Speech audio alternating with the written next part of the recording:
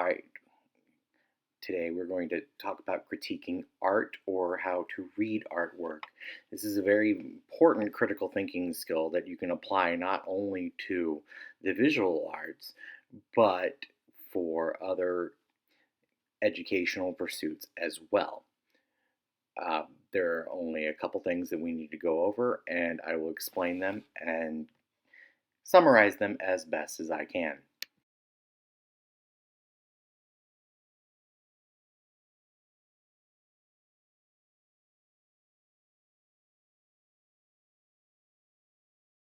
So, what's so special about a work of art? Well, for instance, a work of art is an original piece most of the time. Something that comes from your heart, your soul, your mind, your creativity. The original work of art is often much larger than a reproduction. They're way, way bigger than the pictures that you see on the internet. Some pieces are as big and as large as the size of the wall of our school building. A work of art may be bumpy and shine differently. That's all texture stuff. The reproduction may not be the same as the original, and a reproduction can be seen in a book or a store. A lot of posters of artwork.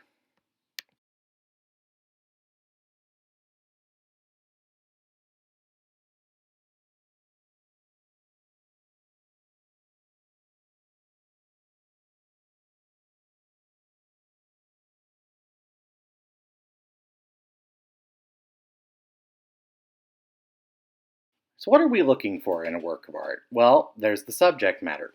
What is in the image? What objects do you see? People, places, things. What's going on? The sensory qualities. How does it make you feel? What colors are you seeing? What's the texture like? How do you think it physically feels? And there's the emotional aspects. What kind of feelings does this give you as the viewer? Or what do you think it's trying to make your audience feel? Are you feeling uneasy? Are you feeling confident? We're also looking at the technical aspects. That's how it was created. What type of paint, what kind of media, like colored pencils, markers, crayons, oil pastels, what kind of things were used in the creation of it? What kind of artistic techniques were being used? That's the kind of things for technical aspects. Context. Context is very important because art often is created as a reflection of the time that it was made. When was the artwork made? For instance, a lot of World War II propaganda posters are thoroughly, thoroughly anti German, and their artwork reflects that. A lot of protest artwork reflects the current climate or emotional state of the people that are creating it.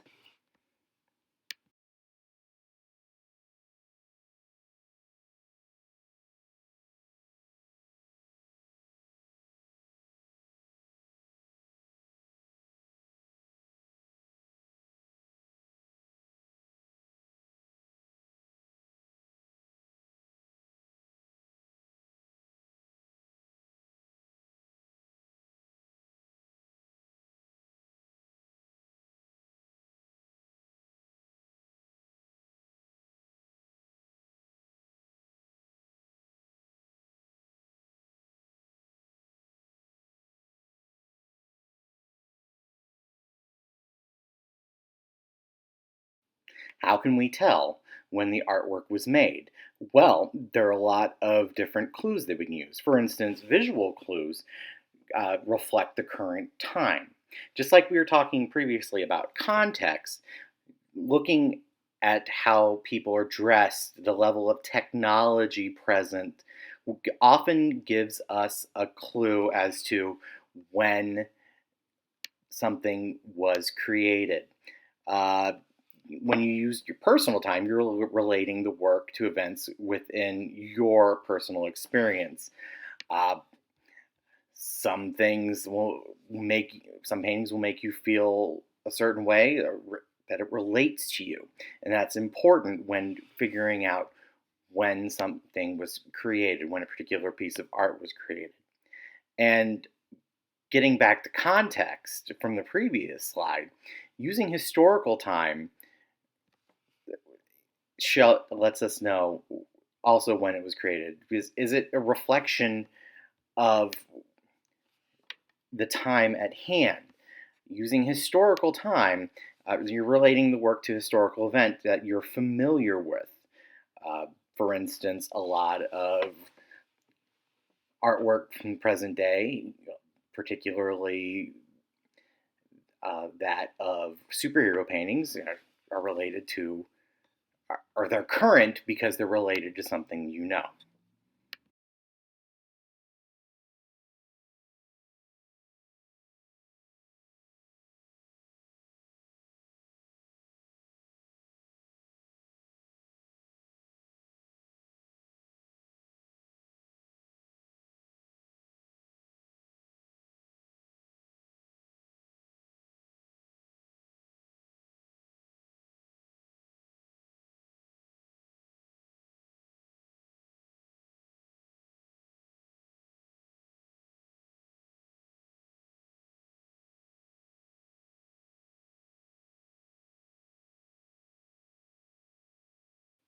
When you're looking at a particular work of art, you might be asked to describe it, relate it, analyze it, interpret, or evaluate it.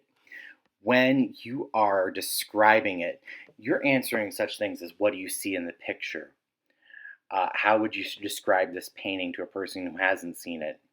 How would you describe the lines in this picture, colors, the shapes? When you describe it, you are giving your visual interpretation of the painting. Now, when you're relating it, what do you recognize in the picture? What does this painting or work of art remind you of? When you're relating it, you're trying to figure out how this picture is different from real life and what interests you most about this particular artwork.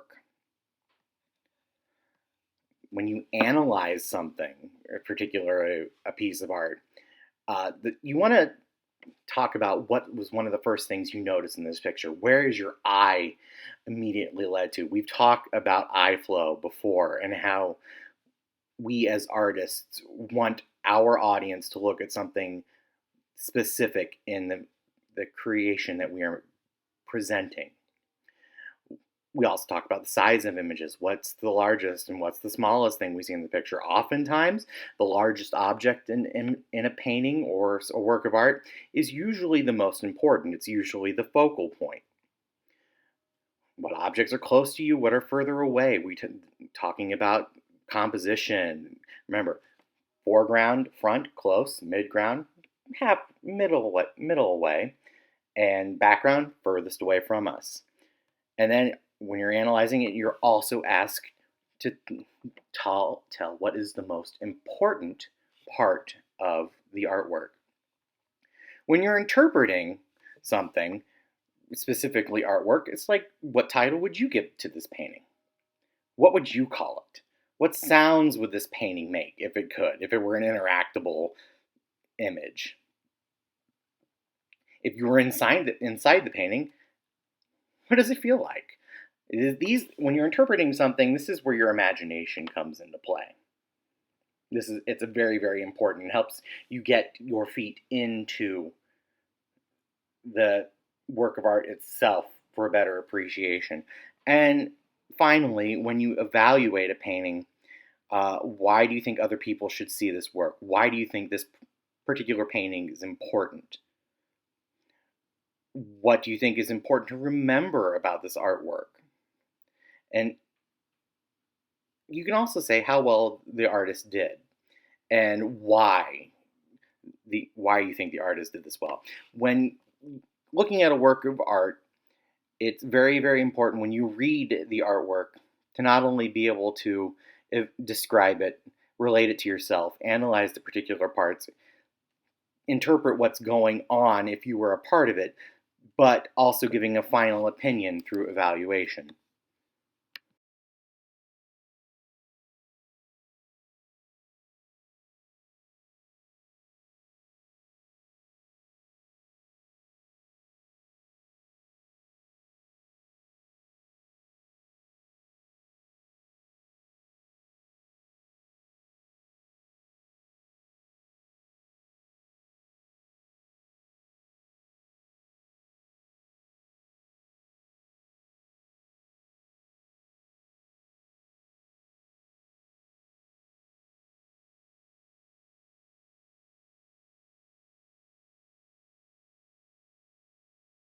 There are a lot of essential questions that you need to ask when you're exploring a work of art.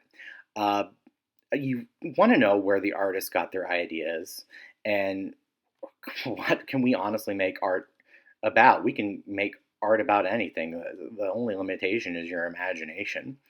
How does an artist know when a work of art is finished? Now, this is something that a lot of artists struggle with and usually comes down to me personally being sick of what I've been working on for the past 3 or 4 days or weeks, depending on what I'm doing. What are different ways to approach art? Different viewpoints, different media, different supplies used, different ideas to approach. What can we learn from studying a work of art? Well, we're learning how to analyze art right now, and we can learn a lot about the history of the world through art itself. Does art mean the same way in every culture, in every group? These are very important questions, and they're just samples of what we have available in the readings that I've provided for you.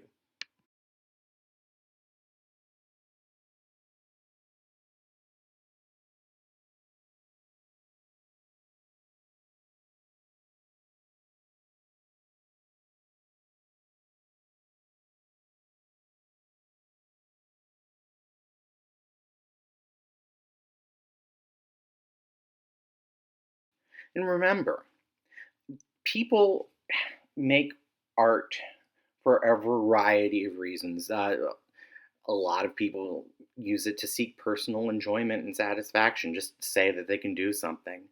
Uh, some of us use it to express our thoughts and feelings when words fail. Art can be used to communicate ideas with other people.